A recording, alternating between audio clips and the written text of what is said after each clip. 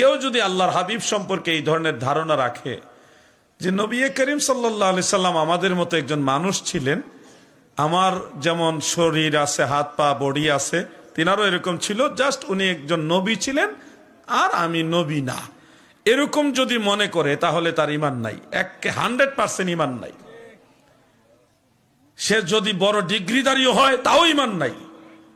নবীজি সাল্লাল্লাহু আলাইহি ওয়াসাল্লামকে আমাদের মতোই মানুষ মনে করা যাবে না।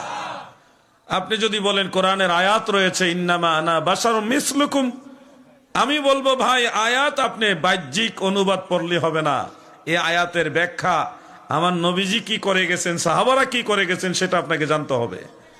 নবীজি সাল্লাল্লাহু আলাইহি সাল্লাম বিভিন্ন প্রেক্ষাপটের আলোকে বলেছেন লাস্তু কাহাদিকুম, আমি তোমাদের মতো নই। অনেক জায়গায় বলেছে আইয়ুকুম মিসলি, তোমরা কে আছো আমার মতো। নবীজি বারবার এই কথাগুলি বলেছেন। সাহাবায়ে কেরাম কি বলেছেন? ক্বালু লাসনা কাহাইয়াতিকা ইয়া রাসূলুল্লাহ, নবী গো আমরা কোন সাহাবী আপনার মতো না। কখনো কোরআনকে হাদিসের বিরুদ্ধে কিংবা হাদিসকে কোরআনের বিরুদ্ধে দাঁড়া করাবেন না।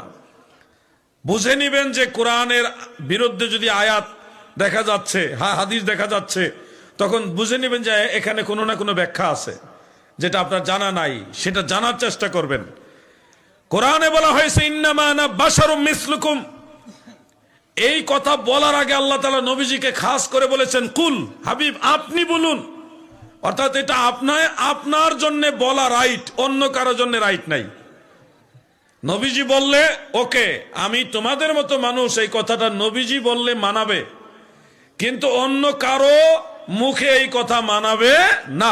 আমি বোঝানোর জন্য বলছি, আপনারা যদি বলেন হযরত আদম নবী জালিম ছিল, এটা কি বলতে পারবেন? পারবেন না। কিন্তু আদম নবী নিজে বলেছেন রব্বানা যালামনা আনফুসানা, এটা কিন্তু উনি নিজেই বলেছেন।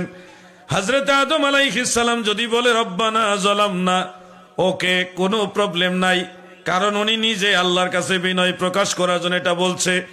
আমরাও যদি আমাদের নিজের বেলায় এটা বলি, ওকে, কোনো অসুবিধা নাই, কখনোই আমাদের মতো ভাবা যাবে না। তিনি অতুলনীয়, বেমিসাল, সৃষ্টি জগতে কোন নবীও আমাদের নবীর মতো না। চিন্তা করেছেন কত মহান ইজ্জত আল্লাহ নবীকে দিয়েছেন। ইব্রাহিম নবী, তিনি সমস্ত নবীদের মধ্যে সর্বোচ্চ মাকানে আছে, সেটা হলো সপ্তম আসমান।